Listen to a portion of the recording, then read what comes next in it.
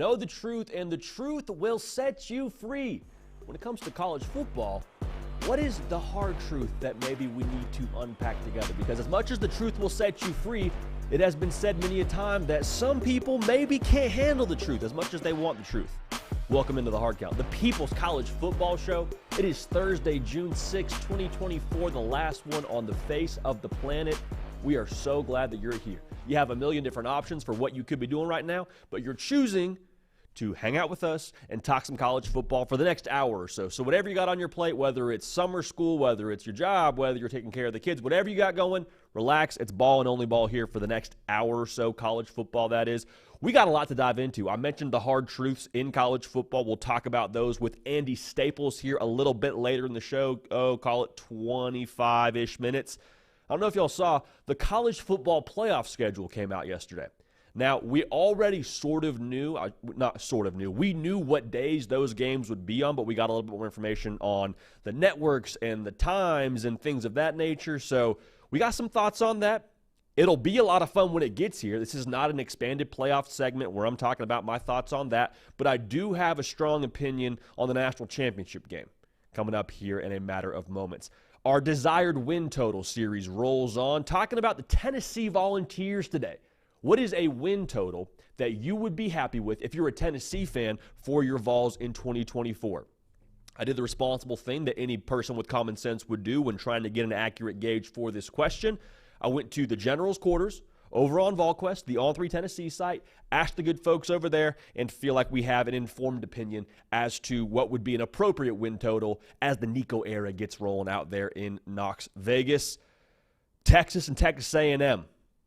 It's a beautiful thing. It's a beautiful thing that us as the college football public now have been deprived of it for a little bit. All right, last time we saw those two rivals face off on the football field, 2011. 2011, y'all, that's not okay. The good news, as much as some people, myself included, may not love the downside of realignment where we're messing with rivalries and we're changing conferences and things like that, and we're kind of tugging at the fabric of college football, realignment, in a very roundabout way, is giving us some tradition back. So we'll talk through that rivalry and talk about, I think, the implications of that rivalry past 2024. We got some takes on that, as well as the Auburn Tigers and what they could be under Hugh Freeze. I think they're a powder keg.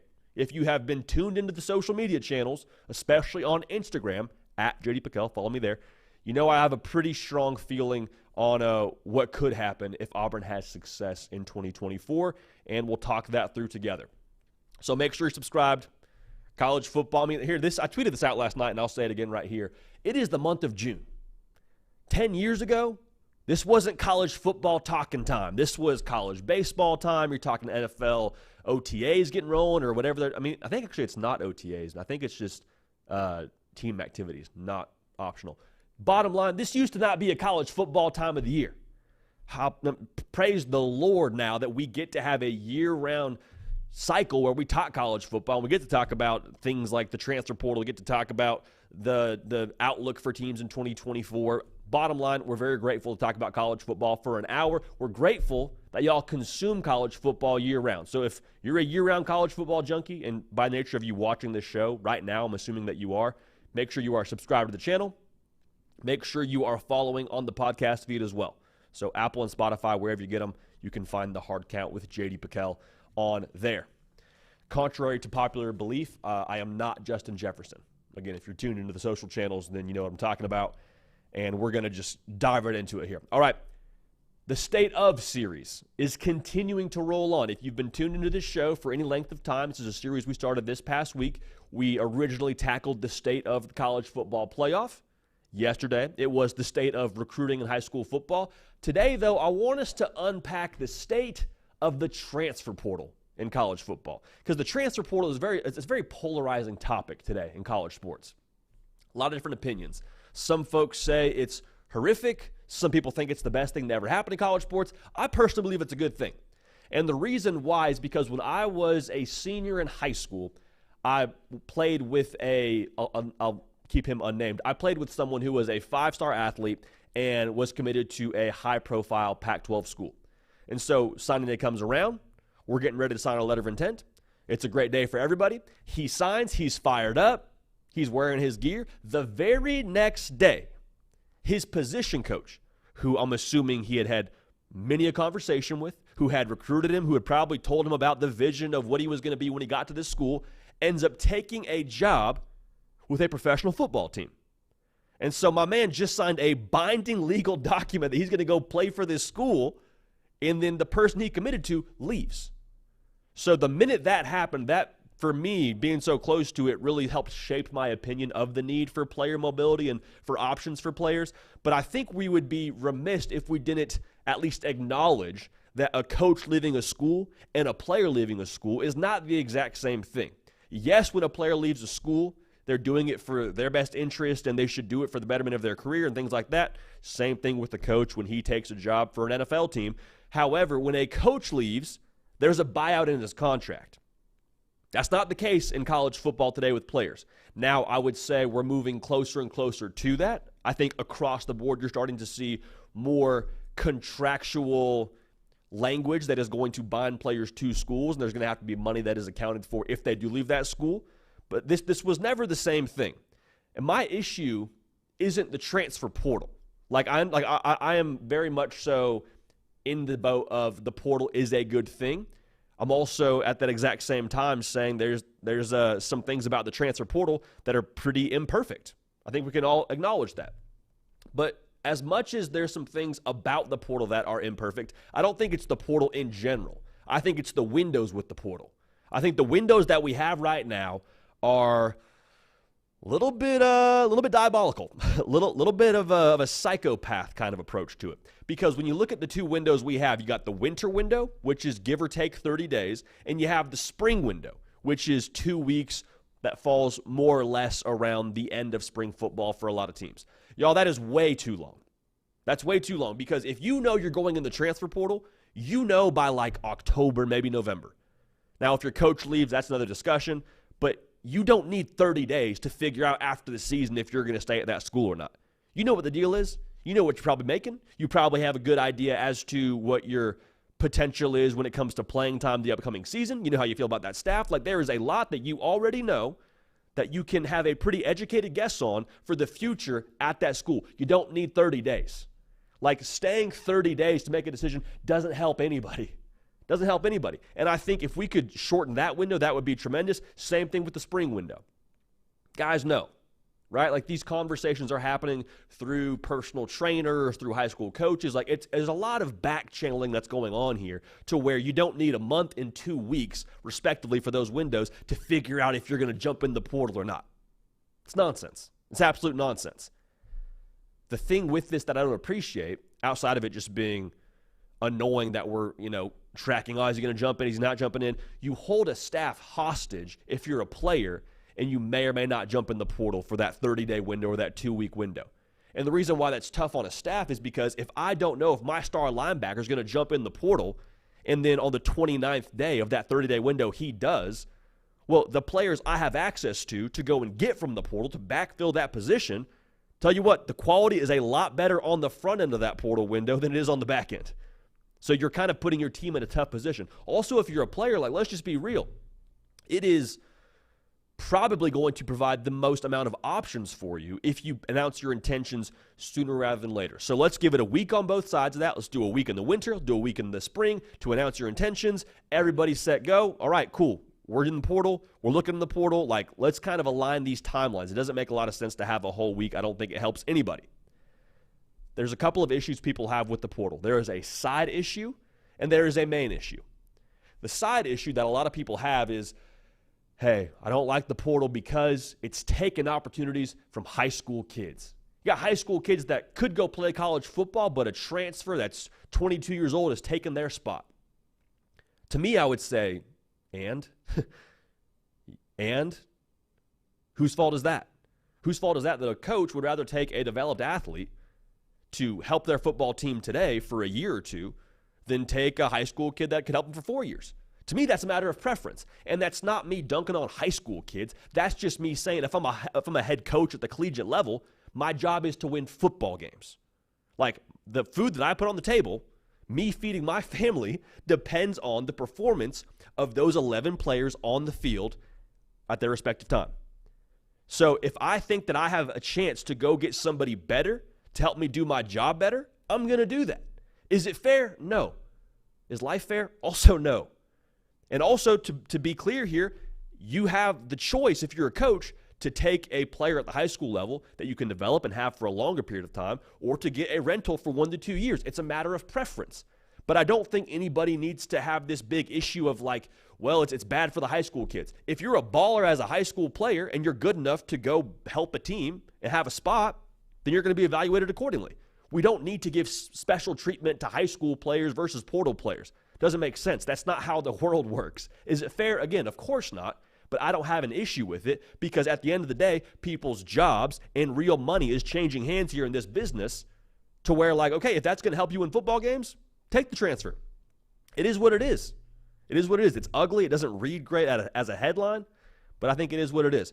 Now, the other part of this, that's the side issue. The main issue is, I think, a fair one. And it is, do we really want these kids having total free agency as a high school player, or as a college player rather, where they can jump in the portal 4 different times and they can play at 4 different schools in 4 years? Is that really good for them? And the answer from where I'm coming from is no, of course not. I think you learn a lot of lessons. Everyone's situation is different, but I think you learn a lot of lessons from sticking it out at a certain place and having to endure some adversity, maybe even wait your turn. Like, I don't think dropping at the first sign of I don't like it here necessarily helps you in the long run. But at the exact same time, is it really good for these kids to give them $1 million as an 18 or 22-year-old? Also, probably not. Like, I think the consequence of us allowing so much free will is just like, okay, you know, you have to live with the real life circumstances of whatever you decide to do. Like, I think the portal is a tool. I think it's a great tool. But with any tool, there's going to be some individuals that abuse it, that are going to transfer 4 different times. You know who that hurts in the long run? Them. Hurts those kids in the long run. Like, 16-year-olds get their license and they drive a piece of machinery that can go up to 120 miles an hour. Is that a great idea? It is if you use it correctly. It is if you exercise your free will and make good decisions in an appropriate way. But if you don't, it only hurts yourself. It only hurts yourself. And so I think the label of kids is a little bit misleading. These are adults now. It's not fair, but the genie is out of the bottle. These kids are adults now. They got to make adult decisions. And so I think there needs to be a lot of oversight from the adults in the room, which is something we lobby for a lot on this show. Like, the adults that have the best interests in mind for these kids, for their careers, for their futures, like as many of those people as we can put in the room for these kids, I think that's what's best. But the portal isn't a bad thing. Just the same way that cars aren't a bad thing. People go speeding on the freeway. People drive 150 miles, and it's not a good idea. It's a bad decision. But again, it's only hurting them in the long run. In the long run, you have to live with your decisions.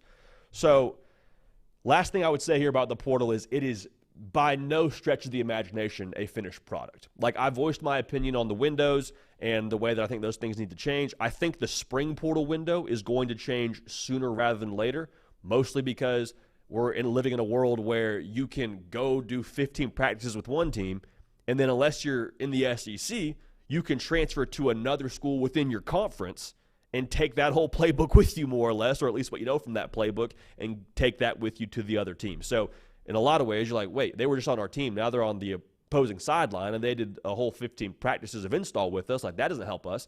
I think that whole situation around spring football and the spring portal window is going to change. But again, the transfer portal is nowhere near a finished product.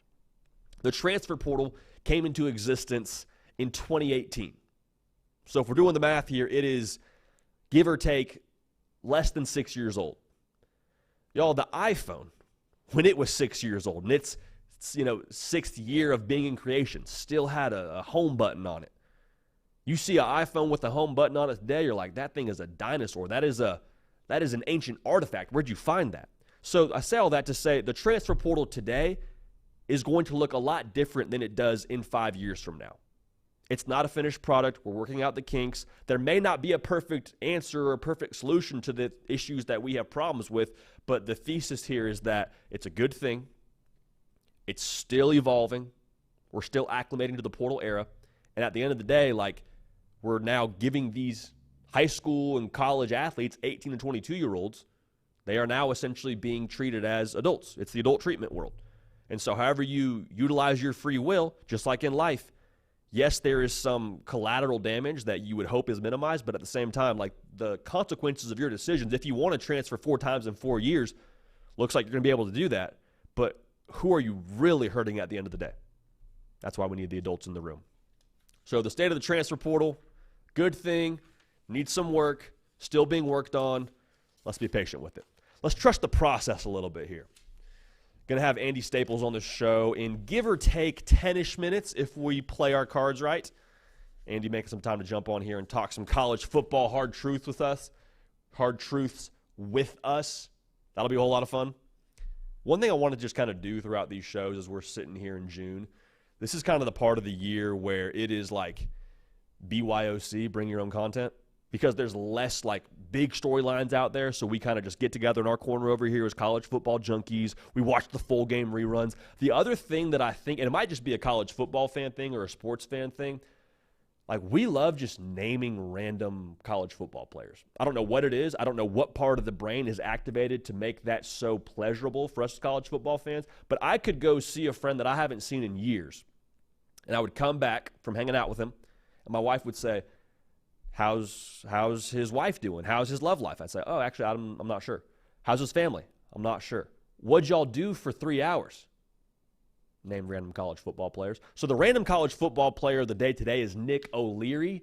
My dude was built like Roy from The Warehouse in The Office, wore no gloves, had minimal to negative swag, and was an absolute presence in Tallahassee. So Nick O'Leary, the random college football player of the day. So shouts to Nick O'Leary. College football playoff schedule is out and about. We knew the days these games would be played on, got a little bit more information on the networks and the timing and things like that, so that's a lot of fun. Let's break this down together.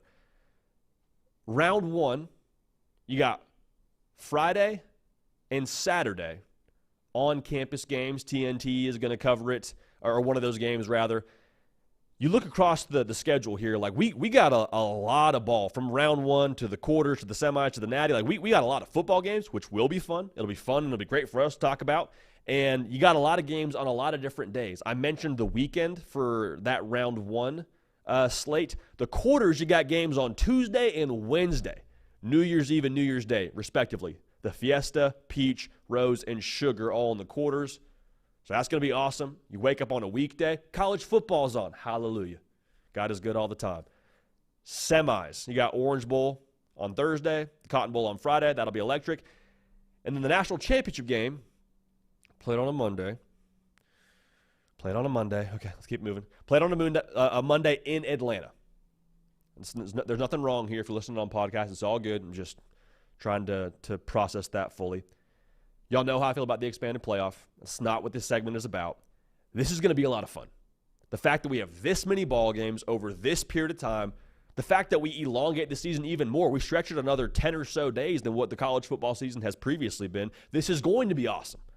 And having playoff games on campus is going to be absolutely cinematic. I've said it a couple of times. Can you imagine we get a playoff game hosted in Baton Rouge, Louisiana for Death Valley with LSU hosting? Or we get a game hosted under Touchdown Jesus in South Bend, Indiana, or in Columbus, Ohio. Like, you see where I'm going with this? The absolute pageantry, tradition, and the beauty, the natural beauty, going back to that national park reference, the natural beauty of college football will be captured, I think, very thoroughly and authentically and displayed for the entire world to see during that round 1 playoff slate. It's going to be awesome.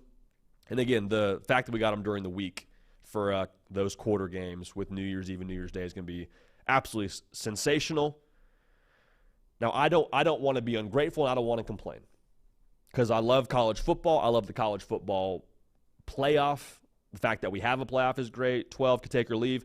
But with that being said, we live in a world with so much progress. We live in a world where a robot can deliver you your Panda Express right to your door. A robot. We got self-driving cars. We live in a world where we have college athletes being paid. 20 years ago, people would have laughed at you for that, being paid over the table. We have all of those things happening for us and a world and society that is continuing to evolve, and we still have the national championship game for college football, which is a sport played almost exclusively on Saturday, played on a Monday. The game's the biggest spectacle, the biggest stage this sport has to offer, which is, again, a Saturday sport, we're playing it on a Monday. What are we doing here?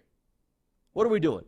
I would walk from Nashville, Tennessee to Atlanta, Georgia, which is 250 miles, barefoot over broken glass, if it meant that we could have this national championship game played on a Saturday.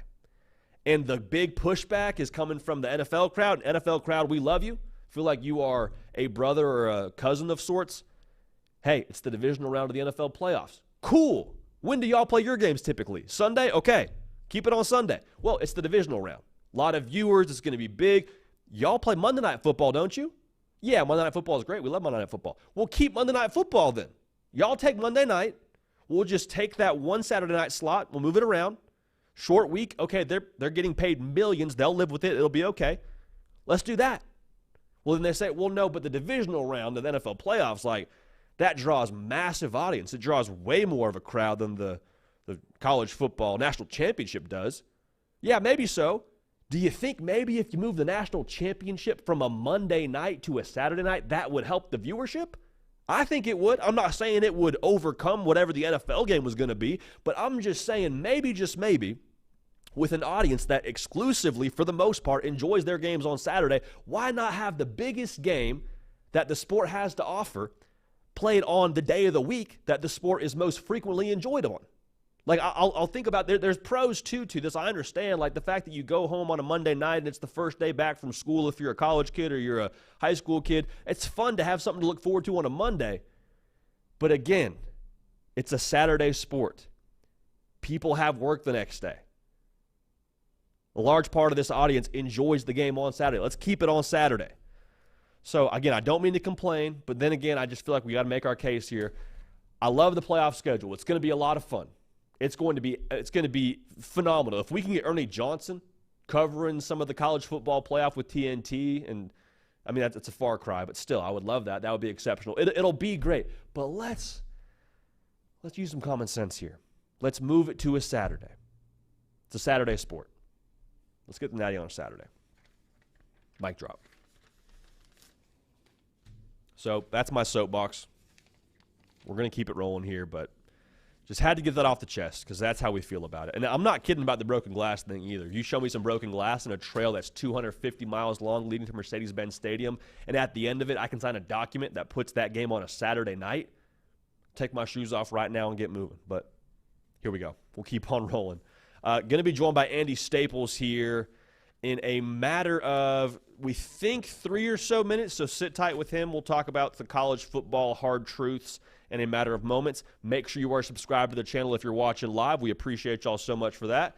Let's unpack. I'm going to jump around here a little bit, Nick. Let's go talk about the return of the Texas and Texas A&M rivalry. This is a game that we have not had since 2011. And I have been very vocal. I'm a college football traditionalist. I enjoy what I grew up with. I enjoy having the Pac-12. I enjoy having our rivalries that we've had previously stay intact. All right? I love that. Realignment has sort of messed with that just a little bit. But wouldn't you know it, man?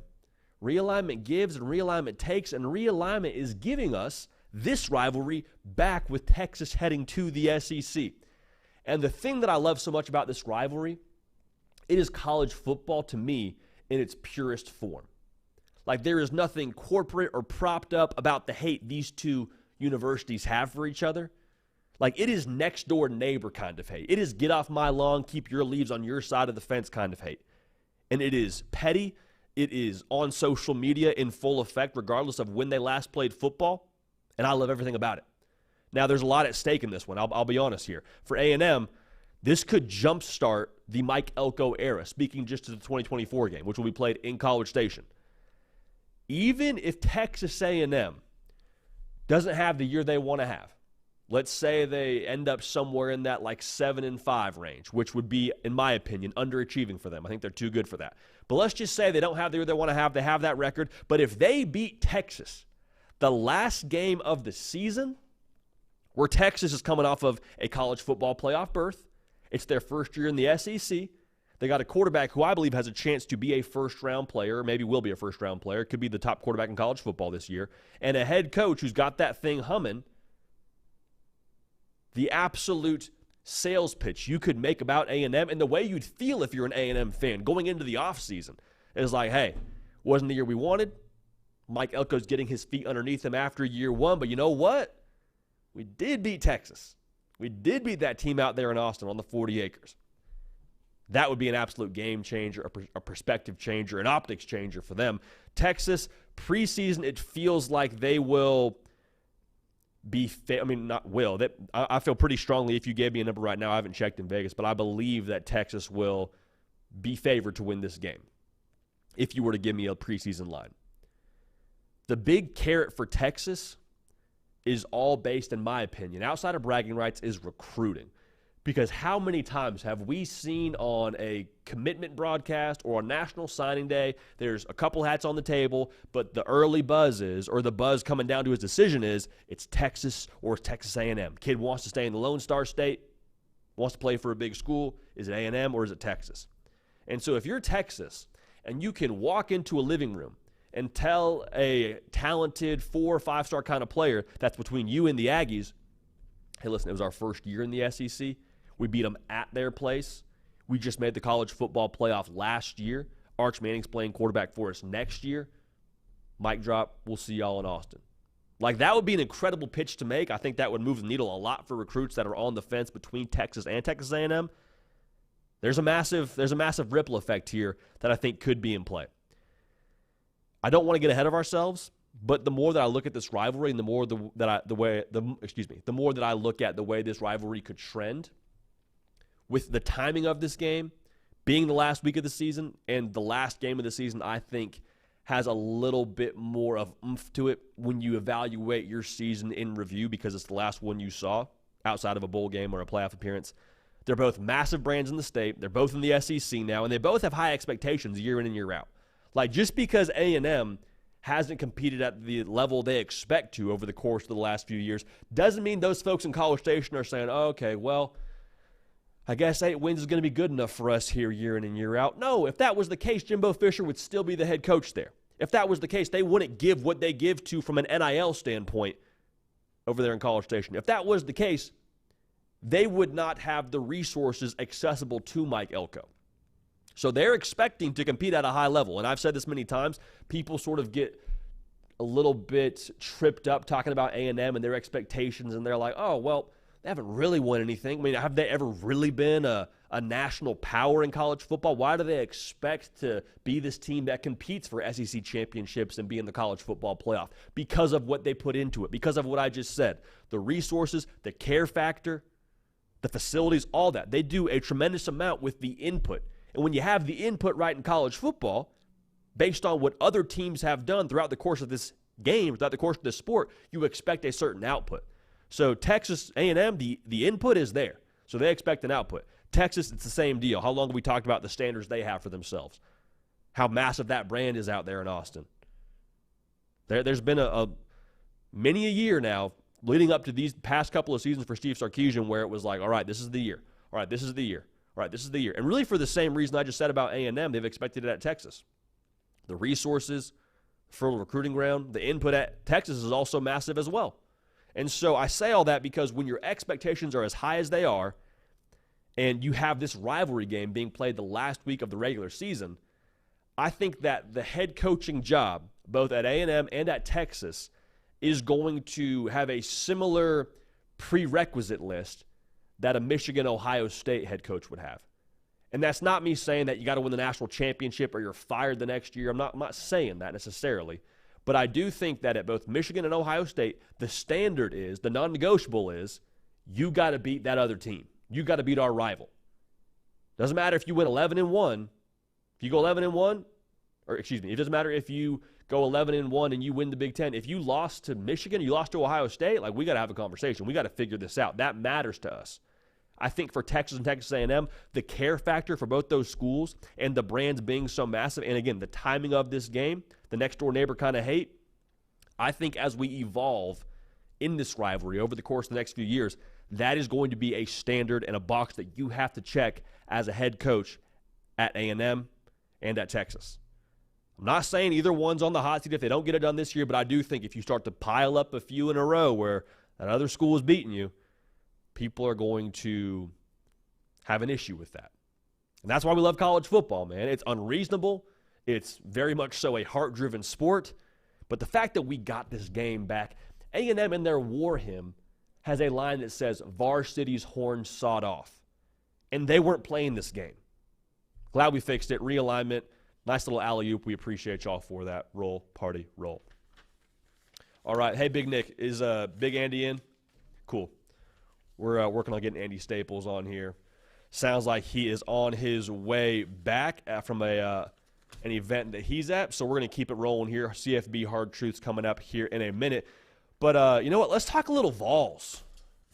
That is not me trying to take any shine away from the phenomenal channel Talking Vols and my guy Boogie Bentley runs. So shout out to them.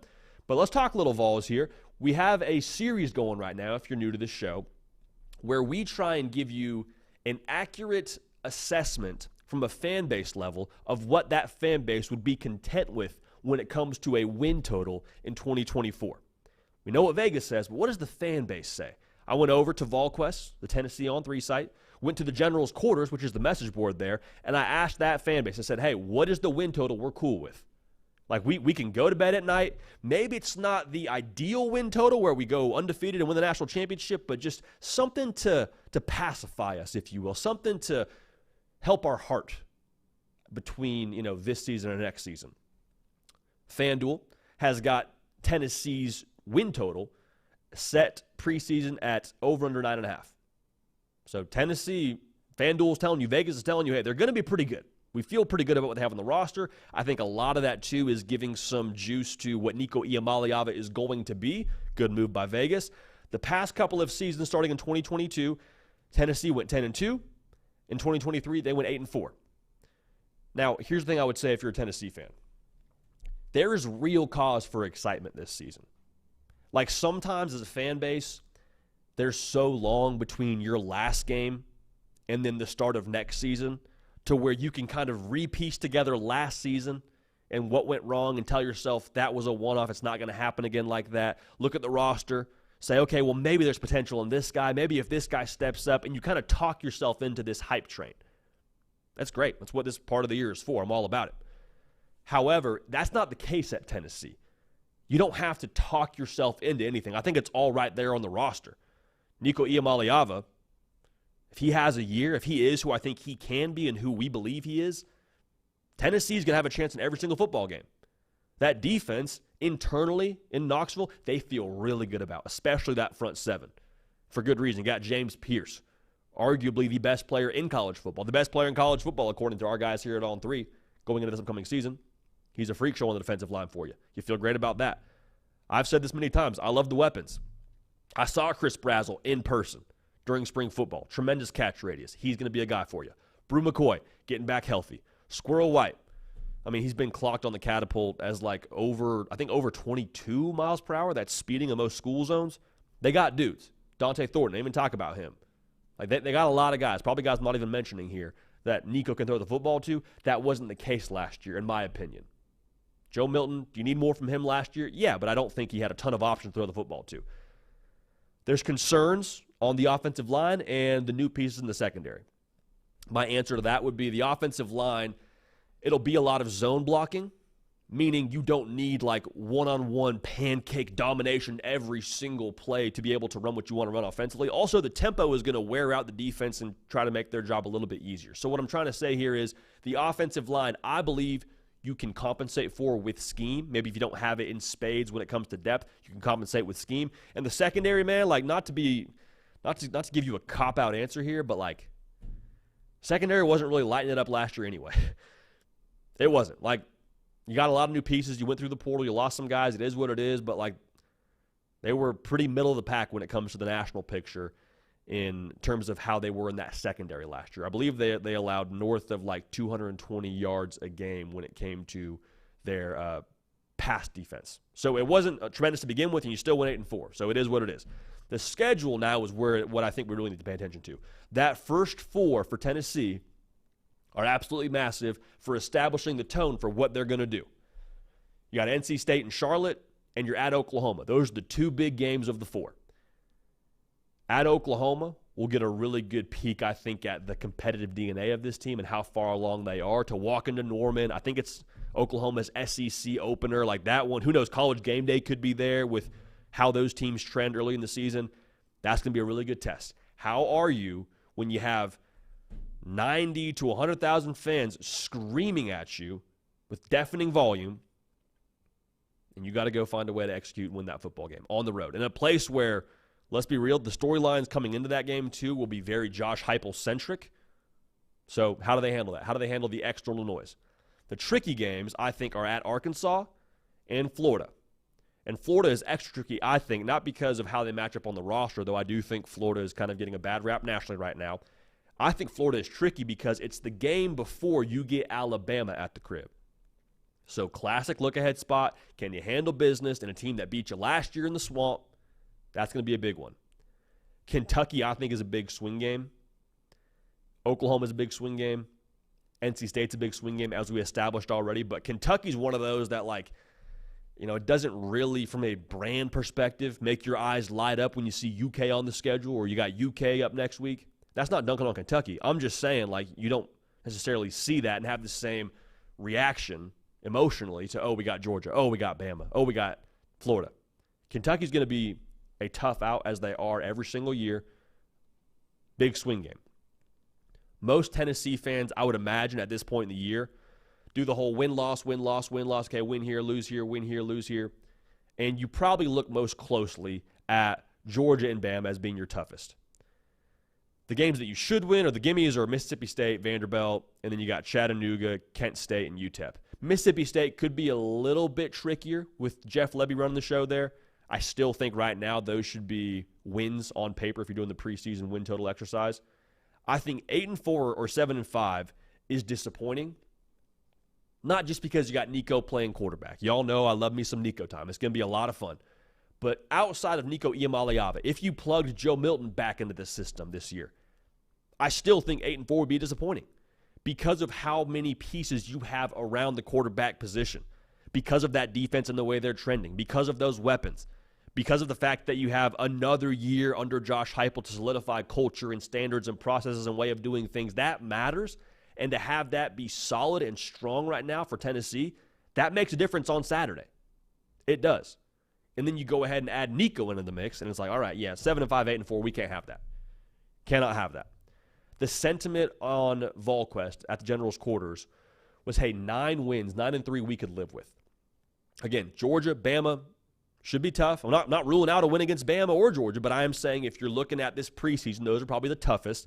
And then you never know with a first-year starting quarterback if there's a sneaky one out there that maybe you just get caught on the wrong day. But if you're 9-3, you can live with that.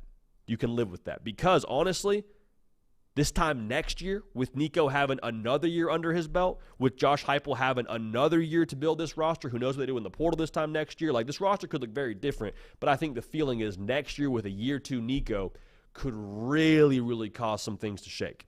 So that's 9-3. You don't lose the games you're supposed to. You don't lose the games you're supposed to. You win the games you're supposed to. You don't have a bunch of craziness where you drop bad games, and you take care of business for the most part if you go 9-3. Now, if you go 10-2, Nico hit the ground running. You probably, depending on how that game went against Georgia and or Bama, you're looking at some favor from the College Football Playoff Committee. 10-2, I've said this, I think 10-2 in the SEC and in the Big Ten is going to be good enough for a college football playoff spot. That'd be a lot that would happen. That would be a very 2022-esque kind of offense, in my opinion. And I think the defense would have to step up their game as well to match that, given the schedule. I don't think it's wildly irresponsible, though, to have that on the table and have that in the realm of possibility for the good folks in Knoxville. But again, 8-4, Same as last year with better pieces. When it comes to the record, that would be disappointing. 9-3, phenomenal. Handle business against who you're supposed to handle business against. Bama, Georgia, we'll see what happens there, but you're set up for a big year 2 with the Nico era. And then 10-2, Nico balled out, college football playoffs on the table. If you didn't have any blowout losses, and if you played some of those big boys tough and kind of help your eye test, help your resume, playoff is not a wild aspiration if you have those things go right. A lot of ifs, but that's what June's for. June is for having ifs and potentials and maybes. And if you're not drinking your own Kool-Aid right now, I can't help you. Like that's what this time of the year is for. You can't take the Kool-Aid into the fall. And if you do take it in the fall, there's a chance it expires. You don't want to have expired Kool-Aid. What an outro there. What an outro into an intro. What are the hard truths when it comes to the college football world? And when I say hard truths, I mean something that is true, that we believe is true at least, but maybe doesn't get as much acknowledgement as it should, in some part because it's a hard pill to swallow, in other parts because we just don't want to acknowledge it. So to help us break that all down, from Andy Staples on 3, the man, the myth, the legend, jumping on here a little two-a-days, did his show this morning on the On3 YouTube channel, so another reason to subscribe, but he's on this show right now, and that is the man, Andy Staples. Andy, what's going on, man? How we living? What's up, JD? I am just steeling myself to deliver hard truths, to give. It's not bad news necessarily, but it's tough news. It's news people need to hear. Some people, I mean, it's been widely out there. People push this out there. Sometimes you can't handle the truth. Can't handle the truth. Sometimes you don't want the truth. You can't handle it. But even with that, did you order the code red? Yeah, I feel like we're in the. You just mentioned, the drinking the Kool-Aid, the expired Kool-Aid. We are in Kool-Aid season right now. We are in heavy Kool-Aid season. Everybody believes. Everybody's happy, but you do need to realize there's some things that can't work just because of math. And that's one thing that I was thinking about. So can I throw a hard truth at you, JD? Can I was start about with, to ask with you. one? I was about to say, will you please bat lead off and get us rolling here? I would love that. Okay, so I'm doing the count in my head because we've gone over this, I feel like, a million times since last season ended, about in the new SEC, how many teams will enter 2024 expecting a playoff berth? So how many fan bases will expect their team to make the playoff? So for sure, Georgia, that's 1. Mm-hmm. Texas will expect it. They made it last year. That's 2. Alabama will expect it because they expect it every year. That's 3.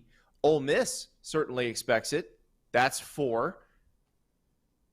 I think the Missouri folks expect it. They would have made it last year had there been a 12 team. So that's 5. I don't know that there's a lot of years where LSU folks don't expect something like this and being in the top 11. So that's 6. And I think we can throw the Tennessee folks in there who you're just talking about. Because I think, well, they're not going to just shut it down if they don't make the playoff this year. I think there's a lot of people who look at that schedule and say 10-2, that's doable. So that is 7 out of the 16 teams of the SEC with the expectation of making the playoff. That's 7. JD, they're not getting more than 3 or 4 in. No. I'm glad that you're breaking this hard truth, man. There's only 12 spots for the SEC to get 7, and then also one of those spots of the 12 is going to be a G5 team. So we'll call it 11 power conference spots, 4 for the Big Ten, including the ACC and the Big 12. Like, I don't know. I don't see it. I'm glad you talked about Tennessee there, though, because Vegas is also saying, hey, over under 9.5, 10's attainable. Mm-hmm. Andy, I think 10-2 gets you in, depending on who I you do are. too.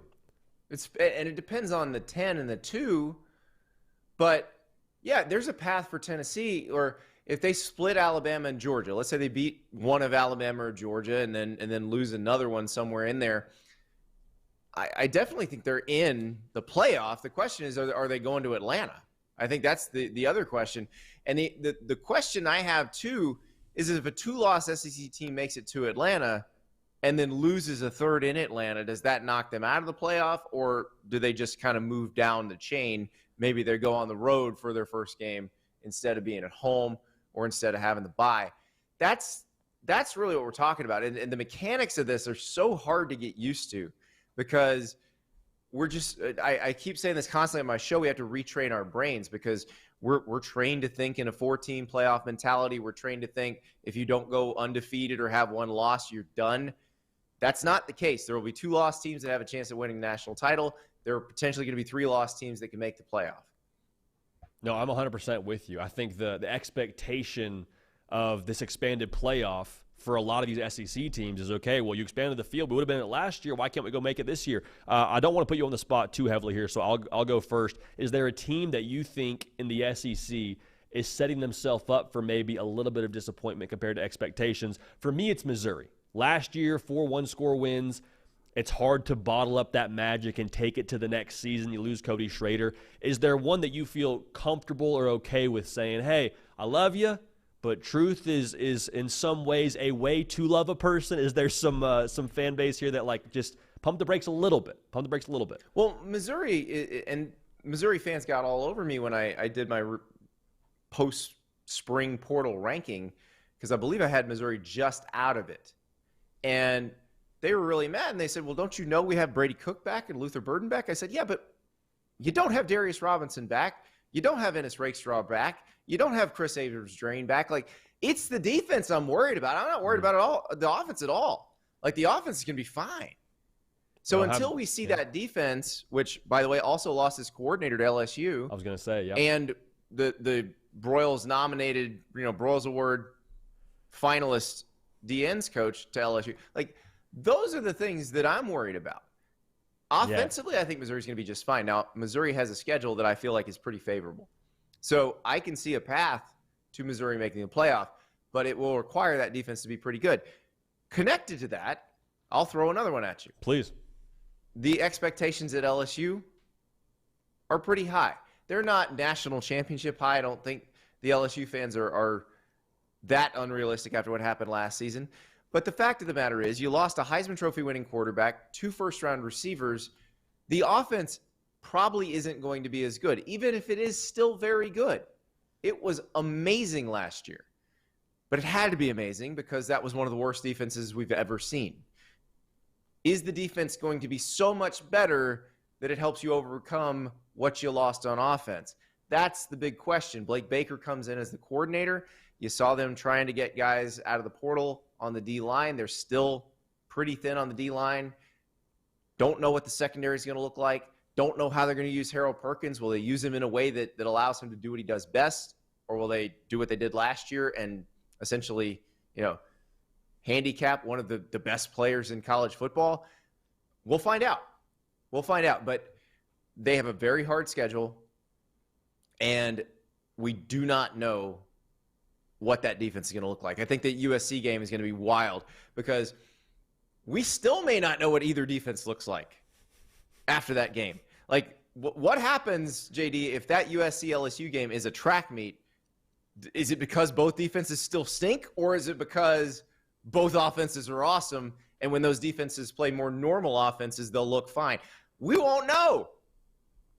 But it's going to be fun to watch. Oh, it's going to be. I mean, the fact they got on a Sunday, too, like that one being prime time Las Vegas. I said it on our show, too. Like, it's going to be the best movie in Vegas since The Hangover is what that's going to be. So that'll be a lot of fun. But, no, I'm glad you said that. I think the tough part with LSU, too, is, like, there is so many blanks that you have to fill in that are pretty sizable blanks. Like, the blank of who's the new OC, Joe Sloan. How does it just, mix and match? Okay, we're good to go. Jaden Daniels, Garrett Nussmeier, like no problem. You lost 3 first-round players in that offense. Even if the LSU defense takes a step forward, it's like, okay, well, you started at allowing 30 points a game. How much better can you be from that? Is it 26 points a game? Is it 25 points? Like, are you making a sizable leap to where it makes a difference in a win total? I don't know. Can I throw one at you here, Andy? I got a hard truth for you. You ready?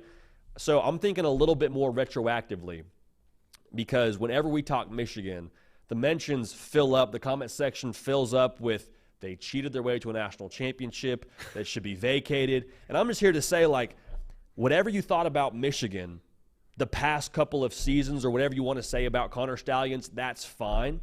They did not cheat their way to that national championship because they didn't have their head coach for the most important games of the season, being Penn State and Ohio State, and then they had to go and beat Bama and beat Washington. So during the toughest stretch of their season, they had the most watchful eye, I promise, from the powers that be onto how they were following the rules and what they weren't doing sign stealing-wise. And even if they didn't have that oversight, other teams were mixing up their signals or changing the way they were doing things procedurally, like Michigan, and trying to water down their national title. To me, Andy, just makes no sense. It's a hard truth. Michigan did not cheat their way to a national championship. Yeah, once that came out, everybody's eyes were on them. The hardest part of their season was still yet to come. They played their toughest regular season games without their head coach. Yeah, I think we can be fine with that. I think if you're an Ohio State fan, you're going to be mad about it, but you're more mad that your team just keeps losing to Michigan, and that's what you're really actually mad about. But yeah, this is if that is what you think, if that is all you've got to hold over Michigan right now, look inward. Look inward. Because, yeah, the path got considerably tougher because everybody changed everything up on them. And, again, Jim Harbaugh did not coach them the last 3 games of the regular season. Like, I think what you did is you found out that Sharon Moore was definitely your guy through that period. I mean, that the on-field part of it, because that's when somebody ascends to the head coaching role, you don't know how they're going to handle the behind-the-scenes part of it, and you, especially if they've never been a head coach before, do not know how they're going to handle the on-field part of it. Sharon Moore was acting as the head coach and as the offensive coordinator in the biggest games of the season. He adjusted the scheme against Penn State because they were having trouble protecting J.J. McCarthy and ran like 28 times in a row. And, yes, I know there was a pass in there that was called back because of a penalty. But he made that adjustment to ensure they won that game. A tough game on the road. Then he goes and it basically calls a perfect game against Ohio State. Mm-hmm. Think about how hard that is. You're only in your that would be his 3.5 game, I think. No, it was his fourth game because remember Harbaugh didn't coach. Also remember Harbaugh didn't coach the 3 games at the beginning of the season. So this was not an easy path. And then, like you said, beat Alabama straight up at the Rose Bowl, beat Washington handily in the national title game. No, what they did was absolutely fine. Let me throw one more at you. Please do. So this was something that came out it came out on Wednesday.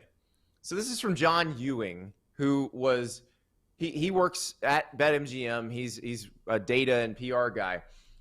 So he tweeted that the Buffaloes of Colorado have moved from a plus 20,000 to a plus 12,500 to win the college football playoff because so many people are putting futures down on Colorado to win the national title. All of you who've done that already, you've wasted your money. You may as well have lit it on fire. We talked about this on my show today. That was incredibly stupid. Why on earth would you waste your money? They are not going to win the national title. That is impossible.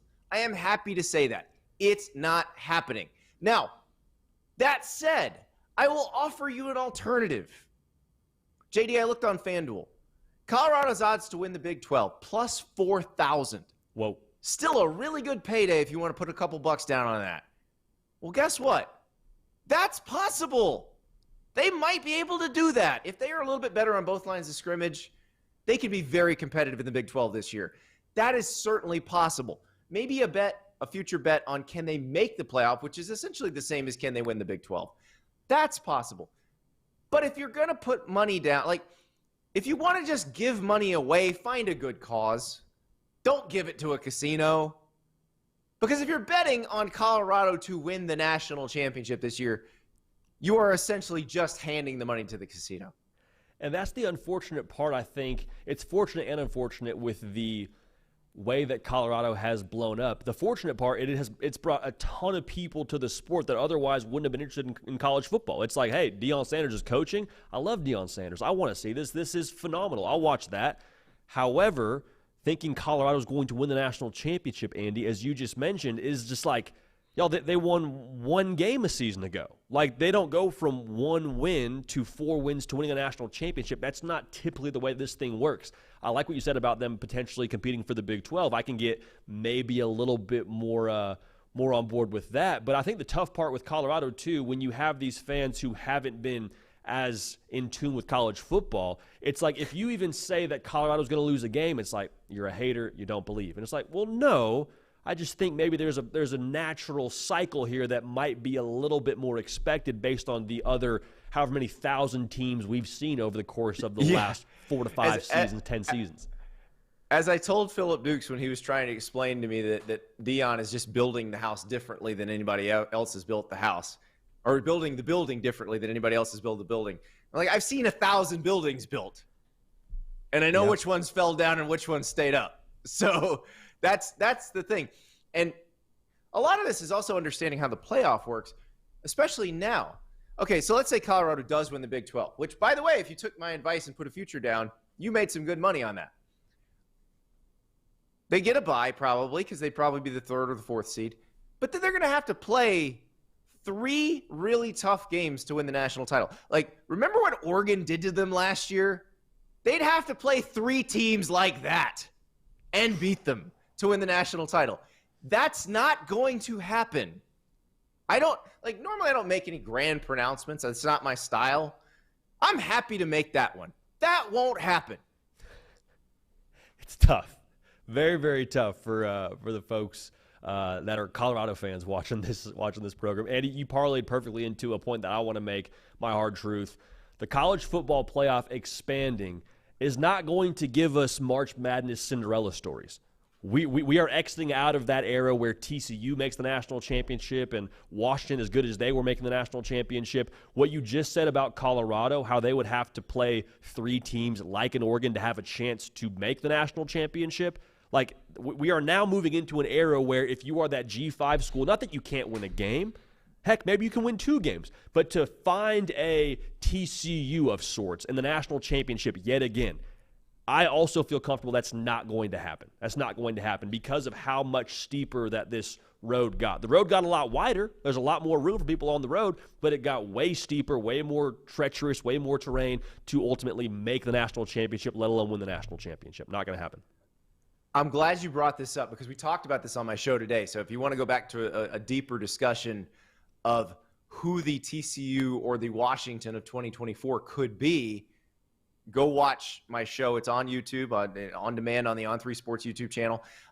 But I thought about that a lot because I was thinking about TCU 2022 and their path to the national title game. And I was like, okay, if we put that into the system that is now in existence, what would that have looked like? And so TCU would have been the 5 seed because remember, they lost the Big 12 championship game to Kansas State. K-State would have been the 4 seed. Utah would have been the 3 because they were the Pac-12 champ. So TCU would have been the 5 seed. And they would have been the 5 seed. We know that because they were number 3 in the final CFP rankings, and Ohio State was number 4. So TCU would have been your 5 seed. They would have played Tulane in their first game. So they would have hosted Tulane. Now, we did see Tulane go to the DFW Metroplex and beat USC in the Cotton Bowl that year. That would have been a very tough game for TCU. Don't know if they would have won or not, but I definitely think they could have won it. The next game is probably against Utah. Excuse me, the next game is definitely against Utah because Utah would have been the 4 seed. Or I'm sorry, it would have been K-State. The next game would have been against K-State in a rematch of the Big 12 championship game. That game went to overtime. Certainly TCU could win that game. So even if then they win those 2, guess who's probably waiting for them in the semis? The Georgia Bulldogs. Remember what happened when TCU played Georgia in the national championship game? You could have played that game 100 times and TCU would have lost 100 times. That's the problem. That's where you come in. Now, I will push back on the Washington thing. Last year's Washington team, I think, in this version of the playoff, could still absolutely make it. And I'm trying to remember exactly what their path would have been. Their first game would have been, they would have had a bye, and then they would have been the 2 seed. So they would have played the winner, I believe, of the 7-10 game, which was Ohio State and Penn State. Last year's Washington team absolutely should have beaten either of the version of Ohio State or Penn State they would have seen. So that Washington probably would have been favored in that game. Then in the semis, they likely would have faced Texas. They beat Texas in the actual semis, and it wasn't like a fluky thing. So I could see last year's Washington team actually being okay in this year's playoff, but a team like 2022 TCU, I don't think they can make it to the final. And that gives it so I'll give you a hint of who I was talking about this year, who that might be. Because, I think if we're talking about Ole Miss or Missouri who didn't make the playoff last year but would have made it in a 12-team system, I don't think that would surprise anybody. I don't think Florida State making a run for the national title would surprise anybody, nor anybody at the top of the Big Ten. So in the ACC, though, NC State. Watch NC State. Watch the NC State-Tennessee game week 2. Watch NC State at Clemson, because there's a good chance NC State could be in the ACC title game, could be the ACC champion. Like, they are going to be competitive in that conference this year. And that's a team that plays good, solid defense, veteran quarterback in Grayson McCall. Like, maybe they get in that situation and they can win some games. The ACC and the Big 12 is going to be electric television. I'm with you, though, on Washington. With Michael Penix Jr., the more I think about it, all those skill players, what they did to Texas, they're probably a team that can make a run in the 12 team. But, I think about the G5 Cinderella or the TCU, I think that era is over. Andy, one more that I want to give to you that's kind of like a retroactive hard truth. When we talk about Nick Saban and his retirement, I think a lot of folks that kind of flew over that story say, oh, NIL pushed him out. That was why he didn't like NIL, and he said, okay, I can't win with this. I'm going to leave. And I think when we go deeper into that Chris Lowe story, Nick Saban's not saying, okay, NIL was my handicap. I couldn't find a way to get around that and win national championships. Like, this past season, he came a play away from extending the game against the national champions, Michigan. I think what he was saying was, listen, I don't want to deal with NIL. I'm getting older. If Saban had wanted to keep coaching, if Saban had wanted to embrace the NIL era even further and jumped into it, Alabama's still adding top talent. Alabama's still Alabama as long as Saban says, I want to be here. So I sat in Nick Saban's office in 2017. That's just a cool statement. We talked hang on, time out. That's a very cool sentence I want everyone to acknowledge. Okay, go ahead. Okay. We talked about the end of his coaching career. And he said, I'll be gone before I let it go down. Basically, I will know when I am slipping, and I will make sure I'm out of there before I let Alabama's program slide at all. And I think you look at it, Alabama was very much in the mix for the national title last year. If they stopped Michigan on that last drive of regulation, they're in the national title game. It certainly would have been a good matchup against Washington. That would have been a really good game. Alabama certainly could have won it. I don't think this was a case, as you said, of it just being NIL. If this was 20 years earlier and Nick Saban was 20 years younger, he would have just adapted. There was no more adaptable coach than Nick Saban. Remember, the SEC changed the rules about who you could sign to stop Nick Saban. All he did was adapt. Every time they tried to change something on Nick Saban, he adapted and figured it out. I think it is more what you said, where he's like, okay, I've adapted so many times. I've done this so many times. I just don't feel like doing it this time. I've earned the right to not do it this time, and I'm going to hang it up. And he hung it up because he felt like, okay, I might slip eventually, and I'm not going to let anybody see that happen. I'm not going to do that on this stage. That's not what I'm about. He was very clear, and he said that to me. He said it to multiple other people through the years. I will be gone before I let it slip. And I think we saw that play out, because right now you look at Alabama's roster, you look at what Kalen DeBoer took over, very well positioned to compete for a national title right now. Nick Saban didn't let it slip. He left a great program for the next guy, and I think he was going to make sure he did that. Hey, I don't want to go down a rabbit hole here. I cannot wait to see him on College Game Day. I'm a College Game Day nerd. That was my Saturday morning cartoons as a kid. That is going to be electrifying. I cannot wait for that. Oh, it's going to be awesome. He is so prepared and so meticulous. And I heard stories about ESPN staffers before the draft saying, man, this guy's just wearing us out, wanting all this different video. Yeah. Welcome to working with Nick Saban. Welcome to Nick Saban's level of preparation. It's a little bit different level than what you're used to.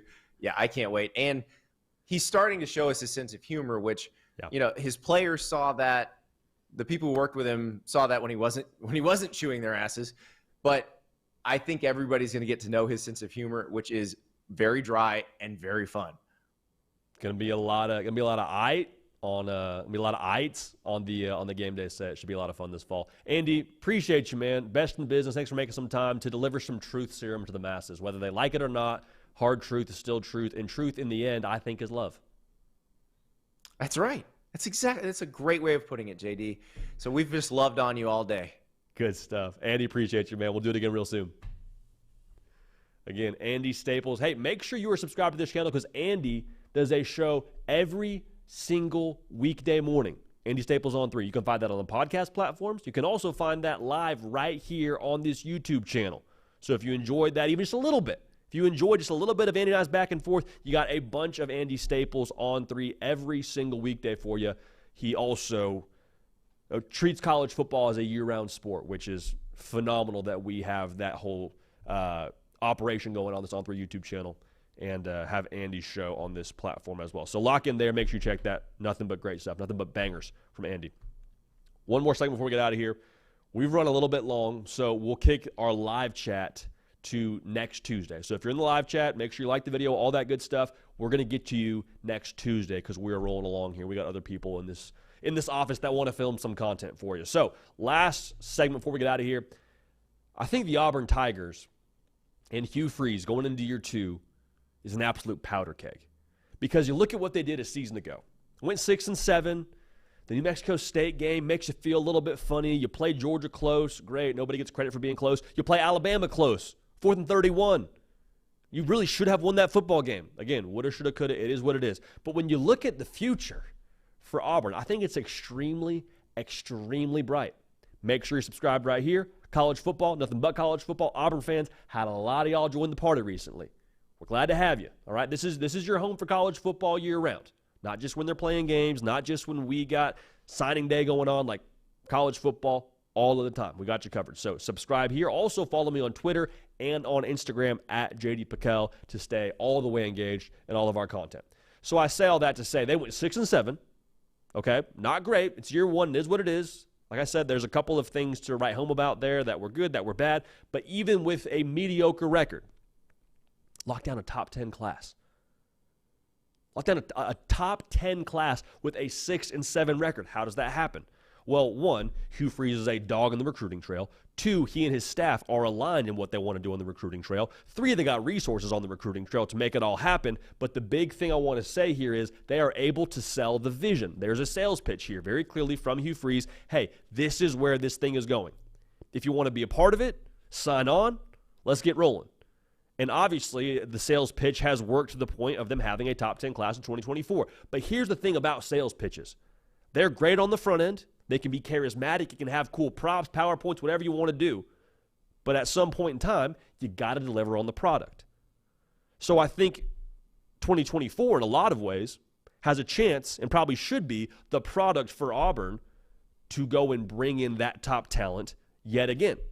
Because if you want to win at a high level in college football, yes, you got to use the portal well. We've already established that. But the real bread and butter is when you stack classes at the high school level, year in and year out. You stacked one class, but if you start winning at a consistent level, you stack more classes, and then we're off and running.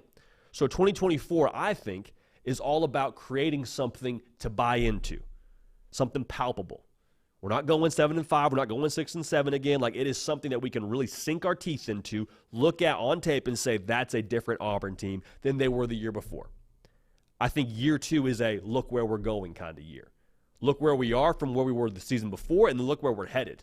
Because the sales pitch part of it is probably still somehow baked in. That's just the way that recruiting works. But I'm very, very bullish on Auburn. I've been openly bullish since we got the chance to go down there and talk to Coach Freeze, talk to Will Redmond, be able to watch practice. Like, that thing has very real direction. There feels like a very real way of doing things that is direct and solidified and is, in my opinion, looks like it's ahead of a year 2 team. Their quarterback, Peyton Thorne, it is Peyton Thorne, by the way, is getting his feet underneath him, in my opinion. He didn't have that last year. How many times you've heard me say that on this show, I don't know, but 15 practices, especially in spring ball, makes a world of difference. He didn't get that last year. He got it this year. But the thing I want us to talk about here, and I talked about this on Crane & Co. last week during the Elite Series, whatever you think about Peyton Thorne, you're entitled to your opinion, but they played Georgia and Bama to one score. You've heard me say that many times. In both those games, Peyton Thorne didn't play that great throwing the football.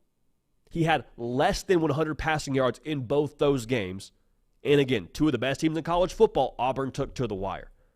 So my question then becomes, if you don't think Peyton Thorne is going to be all SEC, that's fine. But how good does he have to be for Auburn to win football games at a high level? Because from what I'm seeing, if he goes for over 200 yards in both those games, I think they probably win.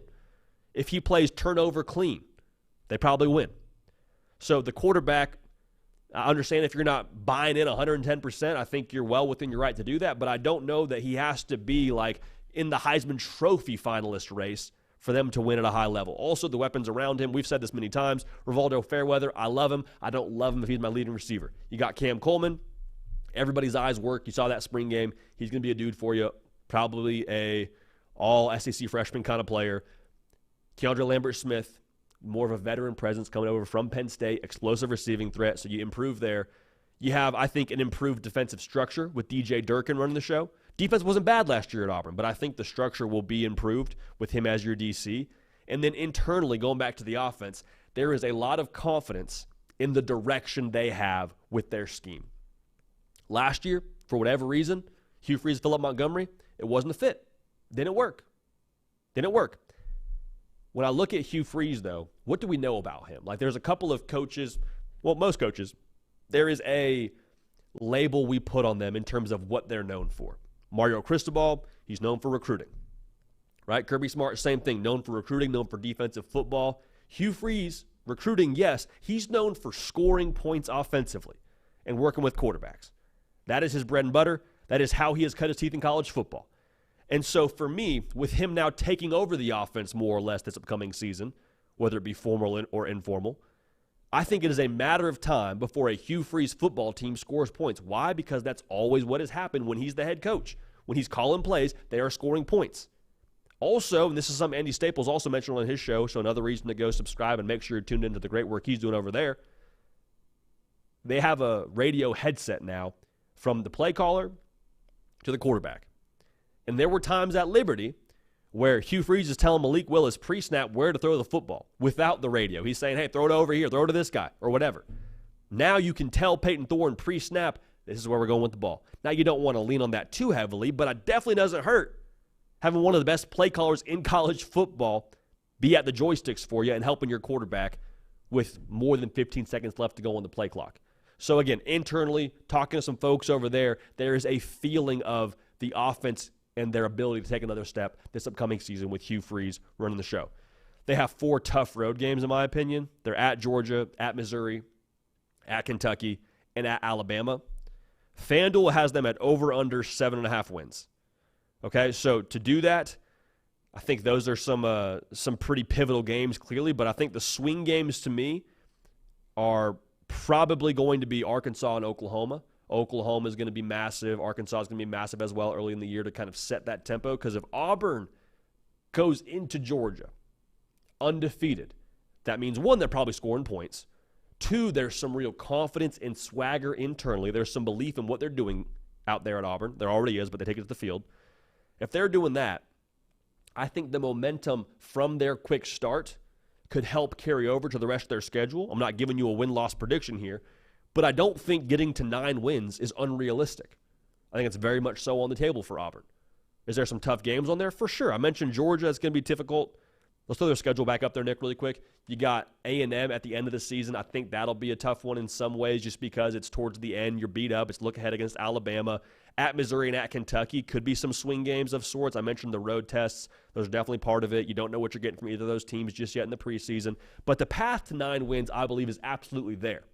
How it looks, who knows, but I think it's there. I think the roster is good enough, and I think that the way of doing things in year 2 is good enough to where they can have a massive improvement from last year to this year. So then what's the whole point of me talking about Auburn's potential win total? Hey, JD, if we got 9 wins, that'd be great. We'd, of course, be fired up about that, but what does it really mean? Well, remember what I just said? 2024 is about creating something to buy into. You win 9 football games, You won 6 last year, had a top 10 class. If you win 9, I don't think it's irresponsible at all to assume that Auburn can and will flirt with a top 5 ranked class come National Signing Day.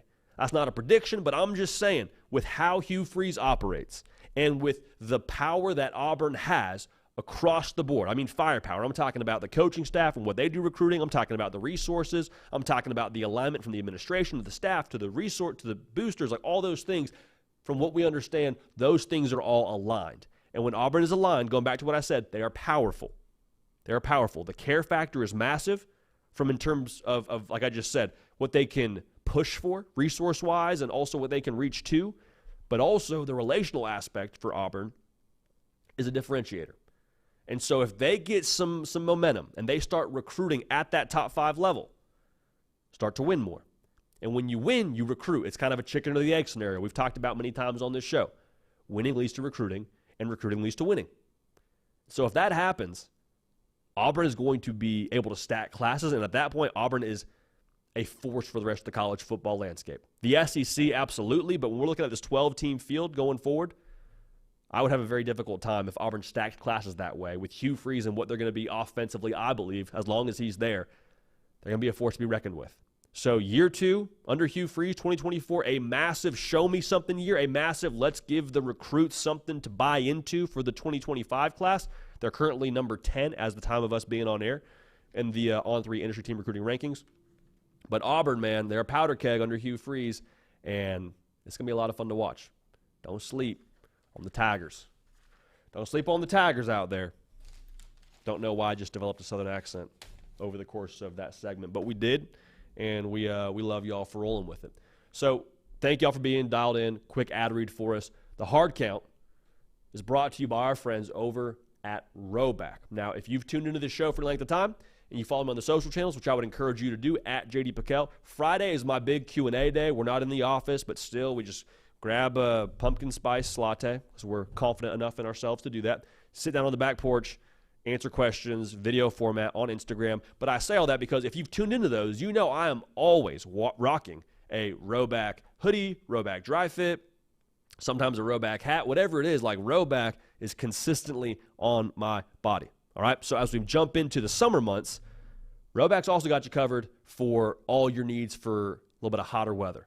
You're on the course with the boys, playing 18, playing 9 for my guys who want to just play a quick front 9.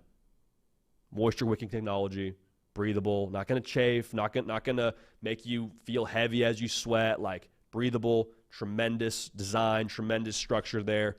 Get locked in with Rowback for that. Also, I mentioned the shirts. They got swimsuits, like whatever you need for summer, Rowback, they got you covered. Also, on the NIL front, Rowback is balling. Jalen Milroe, Cade Klubnik, just to name a few of the guys they're working with.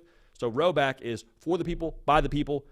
We're college football fans. We love Rowback. Rowback loves us as college football fans. So go ahead and use code JD for 20% off your first purchase. No periods, no punctuation, just JD, those 2 letters for 20% off your first purchase. Again, that's rowback.com, RHOBACK.com.